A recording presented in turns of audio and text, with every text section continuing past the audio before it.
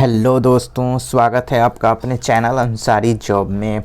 आज के latest job में हम बात करेंगे DSSB नई भर्ती 2024 के बारे में।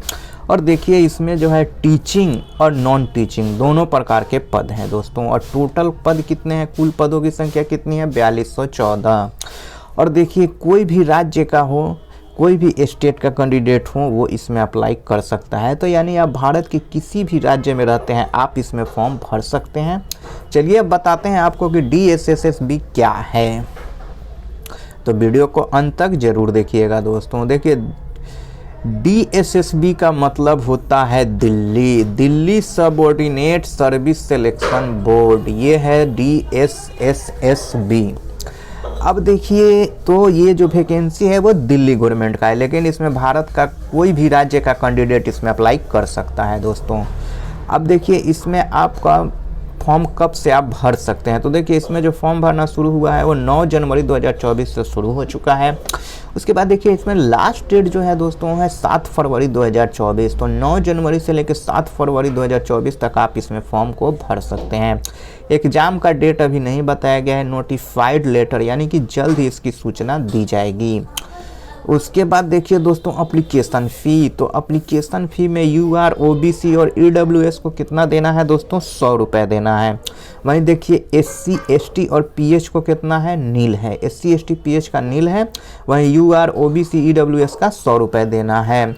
और देखिए एप्लीकेशन का मोड जो आपको रखना है वो ऑनलाइन रखना है, ऑफलाइन में आपको पेमेंट नहीं करना है। तो ये तो हो गई दोस्तों एप्लीकेशन फ़ी की बात। अब चलिए आपको दिखाते हैं एज। तो यहाँ एज देखिए दोस्तों 7/2/2024 तक। तो मिनिमम एज लिमिट यहाँ पे नहीं बताई गई है, नॉट अवेलेबल, यानी कि आपको मिनिमम कम से कम 18 साल होना चाहिए क्योंकि ये गवर्नमेंट जॉब है। उसके बाद देखिए दोस्तों मैक्सिमम एज लिमिट आपका कितना होना चाहिए, 30 साल, यानी कि ज़्यादा से ज़्यादा आपका एज 30 साल होना चाहिए। और एज में रिलैक्सेशन आपको मिलेगा गवर्नमेंट के रूल के अनुसार जो रिजर्व कैटेगरी के कैंडिडेट हैं। तो ये तो हो गई एज की बात। चलिए अब पोस्ट को देखते हैं, वैकेंसी डिटेल्स। देखिए ये है आपके सामने वैकेंसी डिटेल्स। तो पोस्ट ग्रेजुएट टीचर यानी कि PGT के देखिए 297 पद हैं। वहीं देखिए असिस्टेंट टीचर जो नर्सरी होता है उसके कितने पोस्ट हैं दोस्तों, 1455 पोस्ट हैं। उसके बाद देखिए इसमें क्लर्क या ग्रेड या स्टोनो MTS ये सब अगर आप मिला दीजिएगा तो इसके 2354 पोस्ट हैं। और SC यानी कि हॉर्टिकल्चर जो वैकेंसी है वो 108 पदों पर है। तो देखिए कुल मिला के यहाँ पे टोटल कितने हो गए दोस्तों वैकेंसी अगर हम बात करें तो 4214 पदों के लिए ये वैकेंसी को जारी किया गया है। तो ये तो हो गए दोस्तों वैकेंसी की बात। चलिए अब इसमें देख लेते हैं हम एजुकेशनल क्वालिफिकेशन। तो देखिए पोस्ट ग्रेजुएट टीचर यानी कि PGT के लिए आपको क्या चाहिए, कैंडिडेट मस्ट है processed PG course and BEd, आपको PG होना चाहिए प्लस में BEd होना चाहिए। उसके बाद यहाँ पे हम देखते हैं असिस्टेंट टीचर। तो असिस्टेंट टीचर का देखिए नर्सरी की हम बात करेंगे तो इसके लिए कैंडिडेट मस्ट है पास डिप्लोमा ऑफ नर्सरी टीचर। तो आपको कैंडिडेट डिप्लोमा ऑफ नर्सरी होना चाहिए, नर्सरी टीचर, यानी कि आप DLED भी हैं और इंटर है तो आप इसमें फॉर्म को भर सकते हैं असिस्टेंट टीचर में। अब चलिए हम बात करते हैं इसमें क्लर्क ग्रेड 4। तो क्लर्क और ग्रेड 4 जो है ये इसके लिए आपको क्या चाहिए, 10th चाहिए, 12th चाहिए, ग्रेजुएशन चाहिए अकॉर्डिंग टू पोस्ट के अनुसार। तो क्लर्क के लिए, MTS के लिए और असिस्टेंट के लिए इसमें अलग अलग आपको क्वालिफिकेशन देना होगा, ये अलग अलग पोस्ट होते हैं। उसके बाद देखिए दोस्तों SC हॉर्टिकल्चर। तो इसके लिए candidate must have a degree in agriculture और हॉर्टिकल्चर। तो एग्रीकल्चर में आपके पास सर्टिफिकेट होना चाहिए, डिग्री होना चाहिए। और देखिए यहाँ एक बात कहा गया है कि more details given in official notification. तो देखिए दोस्तों आप अब ज़्यादा इससे भी ज़्यादा जानकारी चाहते हैं तो आप इसके नोटिफिकेशन को देख सकते हैं। बहुत सारे वेबसाइट पे इसका नोटिफिकेशन ऑफिशियली जो है वो मौजूद है। अगर उस नोटिफिकेशन को यहाँ पे मैं पूरा दिखाऊँ तो ये वीडियो बहुत ही लंबा हो जाएगा और आपको भी बोरिंग महसूस होगी।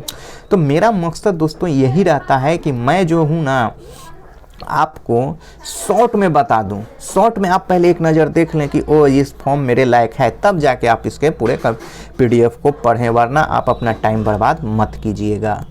तो चलिए तो हो गए। अब देखिए यहाँ पे आपको फॉर्म भरने के लिए कौन कौन सा डॉक्यूमेंट्स चाहिए। तो देखिए scanned copy of recent passport size, तो सबसे पहले आपको पासपोर्ट साइज फ़ोटोग्राफ चाहिए।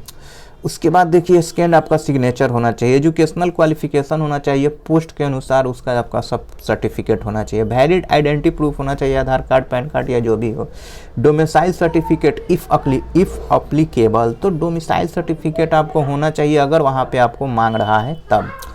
इसी तरह देखिए दोस्तों कास्ट या non creamy layer EWS certificate if applicable, अगर आप नॉन क्रीमी लेयर में है, EWS में है, कास्ट का अगर कुछ सर्टिफिकेट है तो वो आप दे सकते हैं अगर वहाँ पे मांग रहा है तो।